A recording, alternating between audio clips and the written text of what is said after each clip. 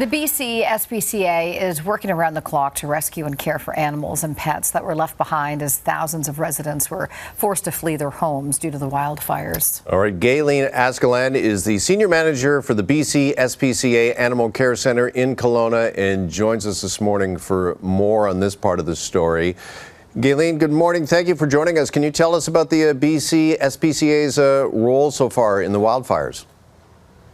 Good morning.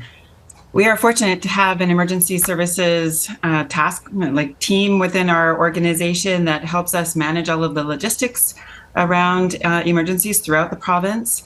So they were able to mobilize quite quickly and help us get organized with moving animals out of our shelters. So the adoptable animals that we have been moved out to other locations around the province to make way for people's animals who have been evacuated, animals who came with their people that needed to be boarded, and animals that we've been able to retrieve from behind the lines and bring into the shelter while, like those chickens, while their people are out and still connecting with us.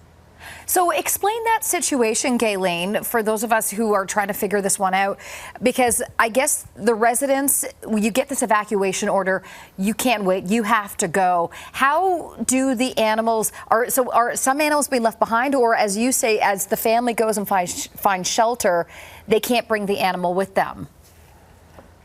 I think it's definitely both. So for those that were on alert, they had some time to pull all of their stuff together and get their animals together, get their leashes and their tags and documents, vaccination certificates, all of those things. And some people just didn't have time for that. I think we've had a number of dogs that have been boarded with us and a lot of cats. But, I don't know about you, my cat, whenever I want her to come out, she doesn't.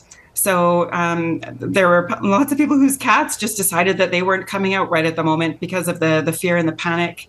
We've got folks that had outdoor pets like chickens and quail and some others that, they just couldn't pack them up and put them in the car when they were leaving. And so they've left them. They had to. It broke their hearts. But we've been able to, get our animal protection officers.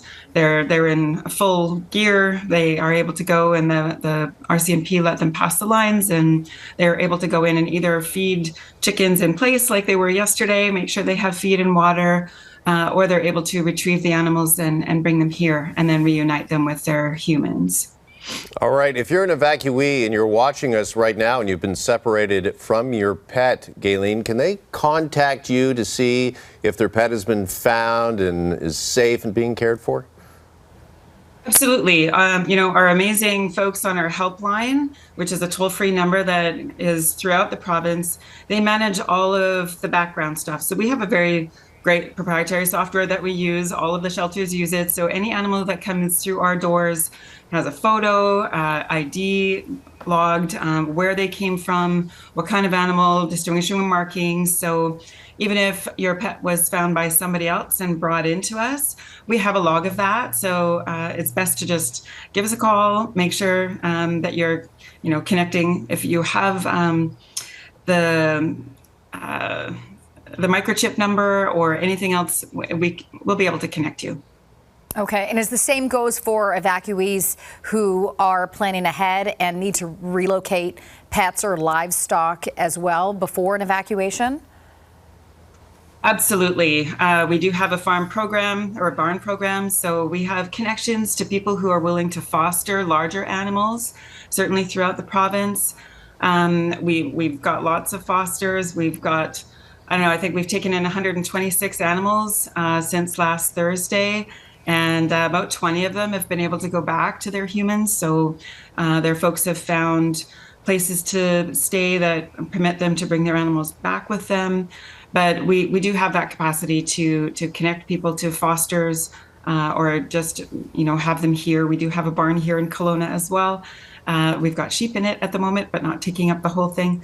So, across the province, I'm so grateful for our emergency services folks. They're really able to mobilize all of us around the province and move people and things and animals where they need to go to be able to say yes to everybody who walks in the door.